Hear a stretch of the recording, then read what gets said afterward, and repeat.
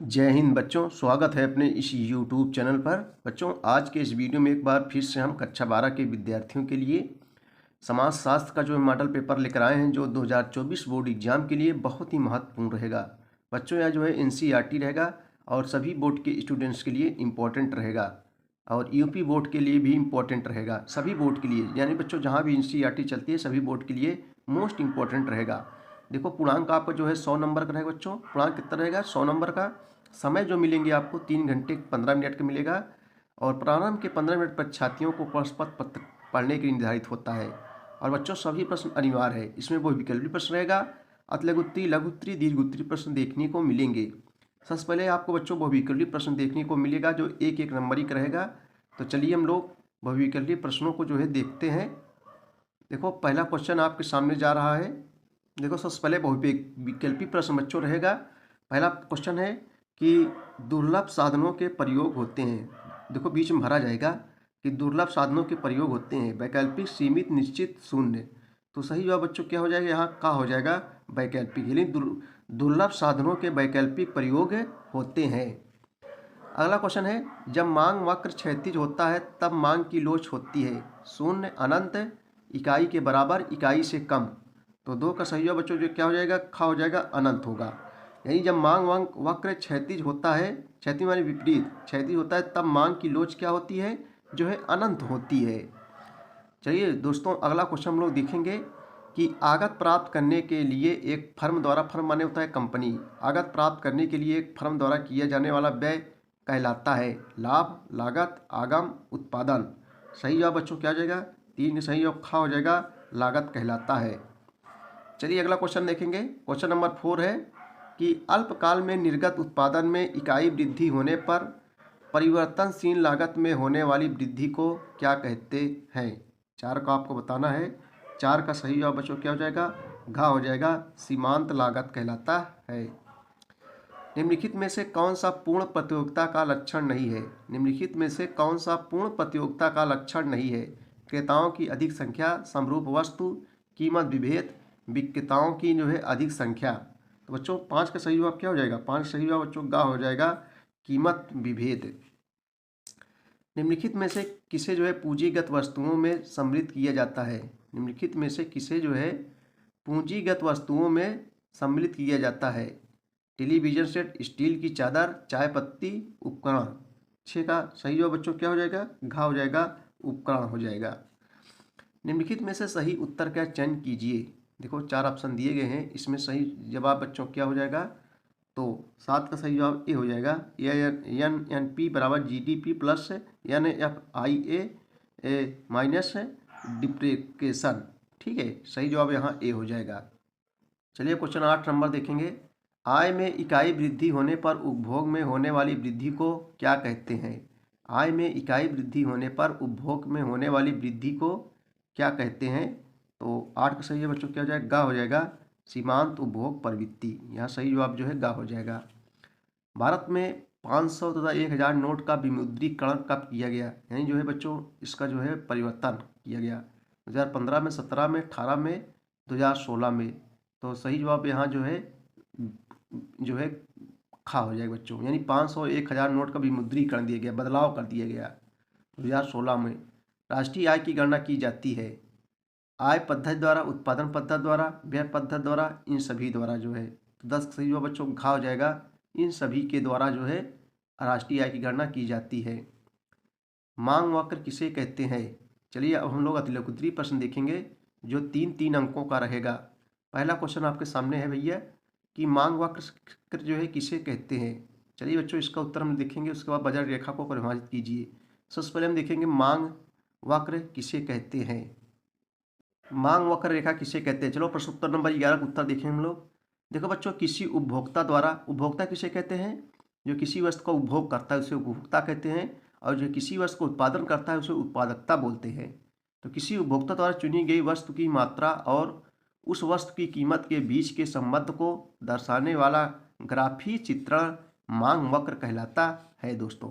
मांग वक्र बच्चों प्रत्येक कीमत पर जो है उपभोक्ता द्वारा जो है मांग की गई वस्तु की मात्रा को जो है दर्शाता है। चलिए हम लोग 12 नंबर देखेंगे अब। देखो प्रश्न उत्तर नंबर 12 है, बजट रेखा को परिभाषित कीजिए। बजट रेखा किसे कहते हैं? चलिए प्रश्न उत्तर नंबर हम लोग 12 देखेंगे। देखो, उपभोक्ता के लिए उपलब्ध बंडलों के सेट को जो है बजट सेट कहा जाता है।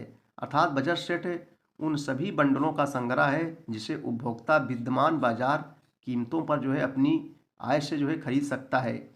बजट रेखा एक सीधी रेखा है जो दो वस्तुओं x व y के सेट के उन विभिन्न संयोगों को जो है प्रकट करती है जो एक उपभोक्ता अपनी दी हुई आय तथा वस्तुओं को दी हुई कीमतों पर खरीद सकता है। इसे कीमत रेखा भी कहते हैं क्योंकि यह दो वस्तुओं के बीच कीमत अनुपात को जो है प्रकट करती है। चलिए बच्चों, हम लोग 13 नंबर उत्तर देखेंगे। काब डगलस उत्पादन फलन लिखिए।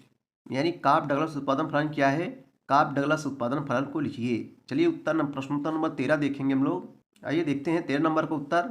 देखो, अमेरिकी अर्थशास्त्रियों प्रो काब तथा जो है प्रो डगलस, दो अमेरिकी अर्थशास्त्री थे जिसका नाम था प्रो काब तथा प्रो डगलस ने उत्पादन पर जो है श्रम एवं पूंजी का जो है प्रभाव ज्ञात करने के एक फलन के रूप में सांख्यिकी परिणाम प्रस्तुत किया जिसे काब डगलस उत्पादन फलन कहा जाता है। जिसे जो है बच्चों काब डगलस उत्पादन जो है फलन कहा जाता है। चलिए अगला क्वेश्चन देखेंगे हम लोग। क्वेश्चन नंबर 14 है कि उत्पादन की स्थिर लागत से क्या तात्पर्य होता है? उत्पादन की स्थिर लागत से क्या तात्पर्य होता है? आइए इसका उत्तर हम लोग देखते हैं। उत्पादन की स्थिर लागत से क्या तात्पर्य है? प्रश्न उत्तर नंबर 14 का उत्तर चलिए देखते हैं दोस्तों हम लोग। देखो बच्चों, स्थिर या पूरक लागत वह लागत होती है जिसमें उत्पादन की मात्रा में परिवर्तन होने पर भी जो है कोई परिवर्तन नहीं होता है। यह लागत उत्पत्ति के स्थिर साधनों के प्रयोग के कारण उत्पन्न होती है। यह लागत जो है केवल अल्पकाल में उत्पन्न होती है, दीर्घकाल में कोई स्थिर लागत नहीं होती है। ठीक है दोस्तों, चलिए अगला क्वेश्चन देखेंगे हम लोग। क्वेश्चन नंबर 15 है कि पूर्ण प्रतियोगिता की कोई 3 विशेषताएं लिखिए। 15 नंबर है कि पूर्ण प्रतियोगिता की कोई 3 विशेषताएं लिखिए। उसके बाद 16 है निजी वस्तु किसे कहते हैं। सबसे पहले बच्चों हम लोग देखेंगे पूर्ण प्रतियोगिता की 3 विशेषताएं लिखिए। आइए इसका उत्तर हम लोग देखते हैं। देखो, पूर्ण प्रतियोगिता की 3 विशेषताएं निम्नलिखित हैं। नंबर 1, प्रश्नोत्तर नंबर 15 का उत्तर देखेंगे। पूर्ण प्रतियोगिता की 3 विशेषताएं निम्नलिखित हैं। नंबर 1 देखेंगे हम लोग। नंबर 1 क्या है? बाजार में बड़ी संख्या में क्रेता एवं विक्रेता होते हैं। क्रेता माने जो खरीदता है और विक्रेता में जो दोस्तों बेचता है। तो बाजार में बड़ी संख्या में क्रेता एवं विक्रेता होते हैं। नंबर 2, प्रत्येक फर्म माने होता है कंपनी, प्रत्येक फर्म एक रूप वस्तु का उत्पादन एवं विक्रय करती है। अर्थात एक फर्म के उत्पादन तथा किसी अन्य फर्म के उत्पादन में भेद नहीं किया जा सकता। नंबर 3, फर्मों का बाजार में स्वतंत्र प्रवेश एवं बहिर्गमन होता है। चलिए हम लोग अब प्रश्नोत्तर नंबर 16 देखेंगे। निजी वस्तु किसे कहते हैं? प्रश्नोत्तर नंबर 16 है बच्चों की निजी वस्तु जो है किसे कहते हैं? तो वह वस्तु जिसका प्रयोग करने के लिए उसका क्रय करना आवश्यक होता है उसे निजी वस्तु कहते हैं। क्रय माने जो खरीदना, क्रय करना आवश्यक होता है उसे निजी वस्तु कहते हैं। जैसे बच्चों कार हो गया, कपड़े हो गए, व खाद्य सामग्री, खाद्य मतलब गेहूँ चावल आटा सब आ जाएगा, जो खाने वाली वस्तुएं होती हैं, खाद्य सामग्री आदि, इसी सबको बच्चों निजी सब वस्तु जो है कहते हैं। चलिए दोस्तों अगला क्वेश्चन हम लोग देखते हैं। चलिए 17 नंबर देखेंगे। बजट का अर्थ लिखिए। बजट का अर्थ लिखिए। आइए इसका उत्तर हम लोग देखते हैं। बजट का अर्थ बच्चों क्या होता है? 3-3 नंबर का है सब। बजट का अर्थ क्या होता है? बजट का अर्थ लिखिए। देखो, बजट का अर्थ बहुत ही सीधी परिभाषा है, बहुत सरल परिभाषा है बच्चों। बजट सरकार की एक वित्त वर्ष यानी एक वित्त वर्ष के दौरान होने वाली आय और व्यय का ब्यौरा होता है। इसी को बच्चों क्या कहते हैं? बजट कहते हैं। बजट सरकार की एक वित्त वर्ष के दौरान होने वाली आय और व्यय का ब्यौरा होता है। क्वेश्चन नंबर 18 हम लोग देखेंगे। भुगतान शेष संतुलन से क्या तात्पर्य होता है? क्वेश्चन नंबर 18 है कि जो है भुगतान शेष संतुलन से क्या तात्पर्य होता है। चलिए इसका उत्तर हम लोग देखते हैं। भुगतान शेष संतुलन से क्या तात्पर्य होता है? चलिए प्रश्नोत्तर नंबर 18 का उत्तर हम लोग देखेंगे। देखो बच्चों, अदायगी संतुलन या भुगतान शेष संतुलन BOP किसी एक देश के निवासियों और शेष विश्व के बीच एक निश्चित समय अवधि में खासकर 2 वर्षों में वस्तुओं, सेवाओं व परिसंपत्तियों के लेन देन का जो है क्या है, लेन देन का एक विवरण है, एक विवरण है बच्चों। यही इसका जो उत्तर होगा। चलिए अब हम लोग जो है लघुत्तरीय प्रश्न देखेंगे। देखो बच्चों, जो लघुत्तरीय प्रश्न रहेगा वो 6 अंकों का रहेगा। उसके बाद विस्तृत उत्तरीय प्रश्न जो रहेगा 10 अंकों का रहेगा। और जहाँ भी अथवा लग जाएगा सिर्फ एक ही करना है। जैसे यहाँ अथवा लगा है तो इसमें से एक करना है, ठीक है। विस्तृत उत्तरीय प्रश्न जो 10 अंकों का रहता है। तो सबसे पहले लघुत्तरीय प्रश्न हम लोग देखेंगे, 6 अंकों का है। समान वस्तुओं तथा निकृष्ट वस्तुओं में अंतर स्पष्ट कीजिए। समान वस्तु किसे कहते हैं और निकृष्ट वस्तुओं में अंतर स्पष्ट कीजिए। आइए इसका उत्तर देखते हैं हम लोग। समान वस्तुओं तथा निर्दिष्ट वस्तुओं के बीच अंतर, आइए लघुत्तरीय प्रश्न में मोस्ट इंपॉर्टेंस है और 2024 बोर्ड एग्जाम के लिए। तो बच्चों, समान तथा निकृष्ट वस्तुओं में अंतर, एक तरफ डालेंगे हम लोग समान वस्तुएं, एक तरफ डालेंगे निकृष्ट वस्तुएं। सबसे पहले हम लोग देखेंगे समान वस्तुएं। देखो, समान वस्तुएं वे वस्तुएं हैं जिनमें आय तथा मांगी गई मात्रा के बीच धनात्मक संबंध पाया जाता है। अन्य बातें समान रहने पर उपभोक्ता की आय बढ़ने पर मांगी गई मात्रा में वृद्धि होती है एवं इसके जो है विपरीत भी। लेकिन बच्चों, निकृष्ट वस्तुएं, निकृष्ट निम्न कोटि वस्तुएं वे वस्तुएं हैं जिनमें आय तथा मांगी गई मात्रा के बीच विपरीत या ऋणात्मक संबंध पाया जाता है। अन्य बातें समान रहने पर उपभोक्ता की आय बढ़ने पर मांगी गई मात्रा कम हो जाती है एवं इसके विपरीत भी। आय प्रभाव धनात्मक होता है, इसमें आय प्रभाव ऋणात्मक होता है।